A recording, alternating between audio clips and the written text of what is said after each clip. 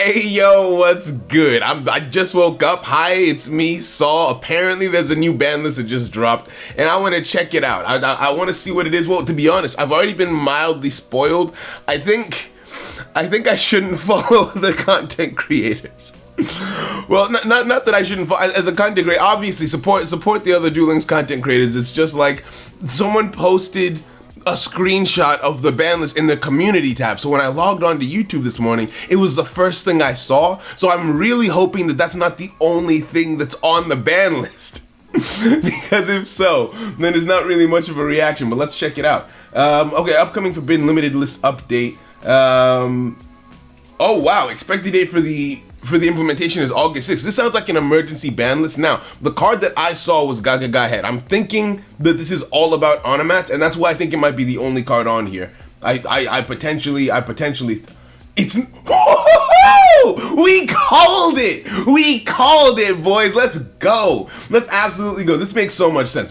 So what I initially suggested was to have, was to put Exabeetle and Rhinoceros to 2 each. And then in the comments, I believe it was Nick that I was talking to, and we were just going back and forth, and he made a very good point where it was like, okay, to limit the damage that you do to other decks, why not put Gaga Head to 2 to limit Onomat's recovery turn 2, or make them choose between that and being offensive with Rhinoceros turn 1. Oh, thank God. I know a lot of people want them to nerf the skill, but I don't want them to, because if they put a limit on the Onomat skill that says like, oh, you can only use like number monsters, or you can only use like X or Y or Z, that the whole point of Onomats is to be a toolkit kind of deck, a toolbox kind of deck.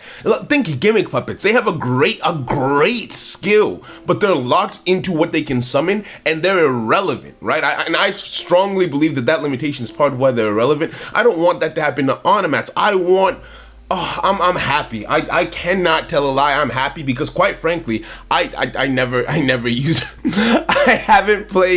I never played Onomats with Rhinoceros, right? I'm an Onomat player, but in the period of time when Rhinoceros was running rampant, I just never had time to compete in any tournaments, and I never used Onomats when I did, right? But I watched tons of Duel Links tournaments and Duel Links content. Onomats have been everywhere, right?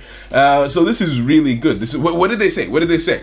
We are limiting Gaga Head to prevent the number of times a single monster can increase monsters on the field. Let's go. Well, okay, yeah, I'm here for that. And Digital Bug Rhinoceros will be limited to reduce the strength of decks that utilize XYZ summoning.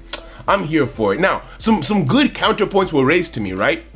Because what about the next time this happens? What about the next time a strong XYZ monster comes out, right? Will they have to just keep on limiting that? Will we end up in a Hatronate situation? And here's my thought process, here's my counter to it. I personally think that with the way that the game is structured, right? I don't mind Onomats always being a good deck. I don't mind them always having good XYZ monsters. We're in the XYZ era, my guy. Why are all Resonators, Harpies, Shiranui, why are all of these non-XYZ decks always at the top? This is supposed to be the XYZ. I don't care if Onomats are the best deck, as long as there's an XYZ deck that's standing at least towards the top and is, nah. This is what I want. Like, I genuinely do not mind if they remain the best deck for a while, as long as there's variation, right? And when I say best deck, I mean like, I don't want a tier 0 meta, obviously. I just mean like, kind of like what we had before, where everyone's cycling through, the trading places, the throwing hands and everything. I feel like that's a healthy balanced meta where there's always a different winner each week when it comes to like the roundup of like the top decks and everything. So I'm absolutely here for this. I think Konami made a great decision. Nick, you called it, my guy. You absolutely freaking called it. Because like, my idea was to limit Exabeetle and Rhinoceros, and then Nick was like, well, actually, what if they did like this? And I completely agreed with him. Like, if I could go back in time and put that in the video that I made talking about the issue, I would have taken that approach, because Head, the skill allows them to search out Sister turn 1, make Rhinoceros, and then search out Head turn 2, and to make themselves, recover all their resources from the graveyard, XYZ summon, and potentially clear their opponent's board and go for an OTK. Now, what this effectively does is, with Sister also being at 2, they can't have all three of these cards in the deck at the same time. So either they keep Sister and Rhinoceros and focus on that turn 1 offense that Rhinoceros gives them without having the head recovery turn 2. Okay, perfect, that's balance. Or they keep the head recovery turn 2 and go back to a bouncer turn 1 because Rhinoceros it just gives them too much offensive potential. I think that is a perfect way of going about things. I don't think anyone has been slapped around too inconsequentially, right? I don't think there's too much collateral damage with this. So I am happy about it.